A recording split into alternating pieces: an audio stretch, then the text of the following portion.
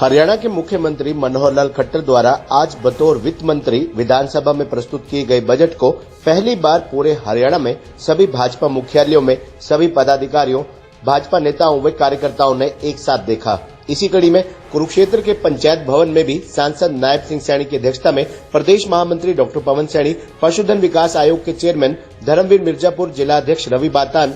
जिला परिषद के vice chairman Dharampal Chaudhary DP, market committee के पूर्व चेयरमैन सुरेश सैनी कुक्कू, देवीदयाल शर्मा, आचार्य राममेर शास्त्री, महिला अध्यक्ष परमजीत कौर कश्यप, भाजपा नेत्री रेखा वाल्मीकि, शशि सैनी, लक्ष्मी पाली, डॉक्टर शकुंतला शर्मा, बीबी करतार कौर, हैप्पी विर्क, विनीत क्वात्रा, विक्रम शर्मा सहित असंख्य भाजपा कार्यकर्ताओं और पदाधिकारियों ने एक साथ पूरे बजट को देखा, सुना और इस बजट की जमकर सराहना की। भाजपा कार्यकर्ताओं में इस बार काफी खुशी है क्योंकि पहली बार ऐसा हो रहा है कि भाजपा नेता, कार्यकर्ता और पदाधिकारी मिलकर मुख्यमंत्री मनोहर लाल खट्टर द्वारा बतौर वित्त मंत्री पेश किए गए बजट को मिलकर देख रहे हैं। बजट देखने के बाद सांसद नायब सिंह सैनी, प्रदेश महामंत्री डॉक्टर पवन सैनी, जिलाध्यक्ष रवि बातान, धर्मवीर मिर्जापुर, डॉक्टर शकुंतला शर्मा आदि ने बजट की जमकर तारीफ की। वे कहा कि मुख्यमंत्री ने इस बजट में समाज के हर वर्ग का ध्यान रखा है। बुजुर्गों की पेंशन बढ़ाई गई है। इस बार सड़कों पर घूम रहे बेसहारा पशुओं के लिए भी प्रावधान किया गया है। गौशालाओं का भी बजट बढ़ाया गया है। उन्होंने कहा कि साथ ही मुख्यमंत्री ने किसानों के साथ साथ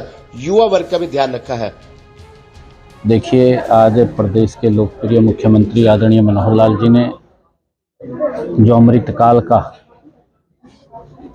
ये बजट पेश किया है, इस बजट से हरियाणा प्रदेश के ग्रामीण, महिला, युवा, किसान और इंफ्रास्ट्रक्चर को मजबूती मिलेगी।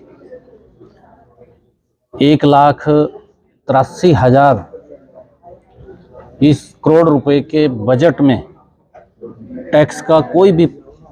किसी प्रकार का वजन वो हरियाणा प्रदेश के लोगों के ऊपर नहीं डला है और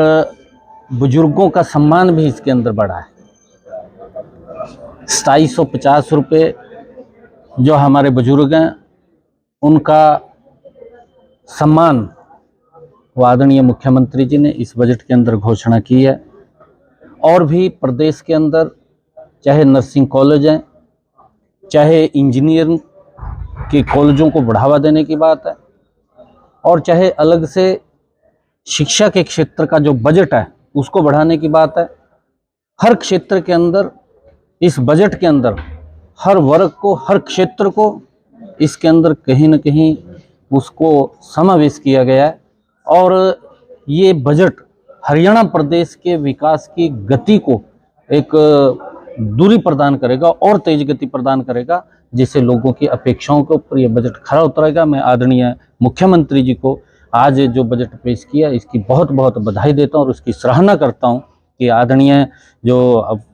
देश का जो बजट आया था उस बजट को भी ध्यान में रखते हुए, क्योंकि मैं ये देखता हूँ कि इस सरकार के अंदर जो डबल इंजन की सरकार है, आदरणीय नरेंद्र मोदी जी, आदरणीय मनोहर लाल जी के नेतृत्व की सरकार है कि बुजुर्ग जिस प्रकार के कहावत बोलते थे कि 100 का 125 देना, इस बजट से वो साबित होता है कि केंद्र से और प्रदेश की योजनाएं मिलकर के लोगों तक डायरेक्ट लाभ पहुंचाने का काम इस बजट ने किया है। मैं इस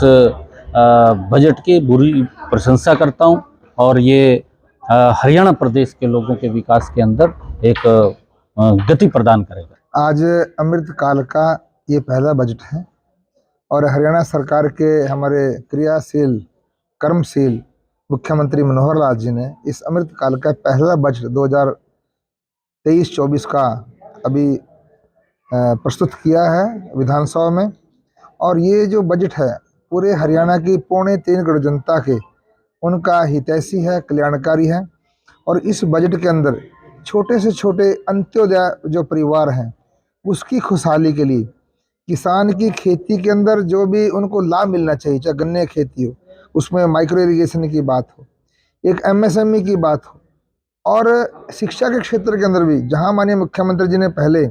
हर ब्लॉक स्तर पर जो है ना 1+2 के स्कूलों को एक संस्कृत मॉडल स्कूल बनाया था, अभी मुख्यमंत्री जी ने कहा प्राइमरी और मिडिल स्कूल, यानी कि उनको भी इस क्षेत्र के अंदर बढ़ावा देने का काम करेंगे। जहाँ मेडिकल कॉलेज की बात है, मेडिकल कॉलेज के लिए भी और जो है ना इतनी राशि आवंटित की है। खेलों की बात, खेलों के लिए जो है ना माननीय मुख्यमंत्री ने किस प्रकार उसको बढ़ावा देने की बात की है। हर क्षेत्र के अंदर, चाहे शिक्षा हो, चाहे स्वास्थ्य हो, कर्मचारियों के लिए भी, और जो मानदेय, जो सम्मान जो है ना भत्ता, चाहे वृद्धावस्था पेंशन की बात हो, चाहे जन विकलांग की पेंशन की बात हो, चाहे विधवा पेंशन हो, उसके लिए भी 250 रुपये प्रति मास, क्योंकि अब तक जो है ना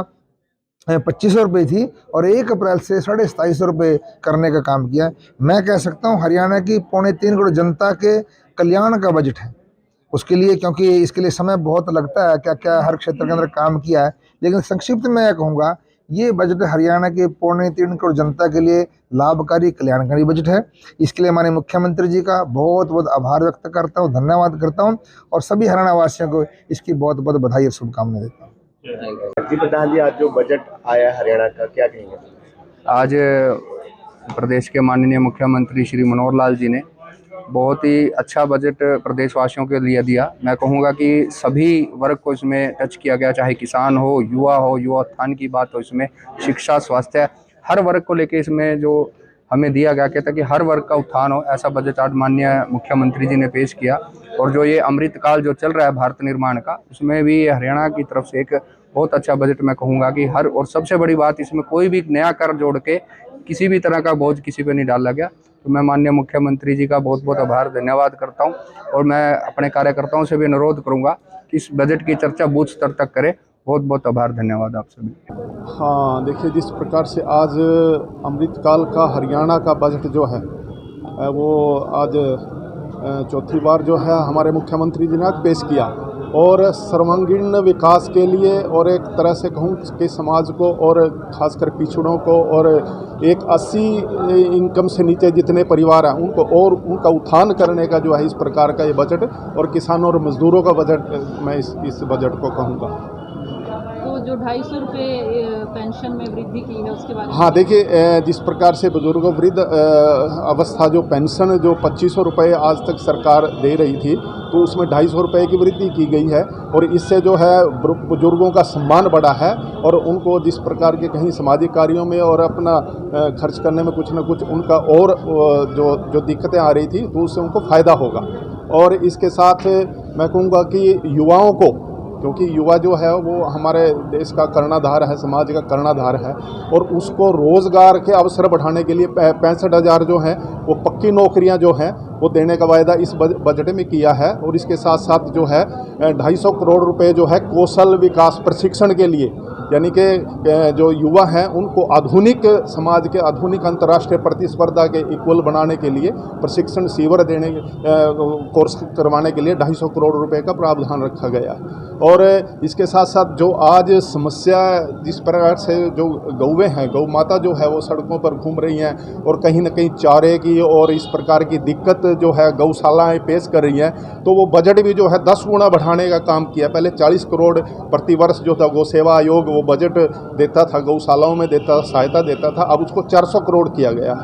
सबसे बड़ी विशेषता क्या कहेंगे आज के बजट की जो पेश किया? देखिए, मैं जिस प्रकार से मैंने कहा कि ये समाज को और अंत्योदय, जो खासकर जो अंतिम पंक्ति में जो व्यक्ति खड़ा है उनका उत्थान करने का जो है ये बजट है, और खासकर उन पर फोकस किया गया, और साथ में कृषि पर और पशुधन पर भी फोकस करने का काम जो है वो इस सरकार ने किया। और पशुधन मिशन एक नई इस प्रकार का प्रकल्प जो है वो हरियाणा पशुधन विकास बोर्ड के नीचे लेकर आए हैं। उससे पशुओं में और नस्ल सुधार, और पशुओं को और कैसे उनको आधुनिक जो अंतर्राष्ट्रीय स्तर का जो दुग्ध का उत्पादन जो है कैसे उनसे लिया जाए, तो इस प्रकार की भी योजनाएं जो हैं वो इस बजट में ली गई हैं। जो बजट आया हरियाणा का, इसको लेकर क्या कहेंगे? बजट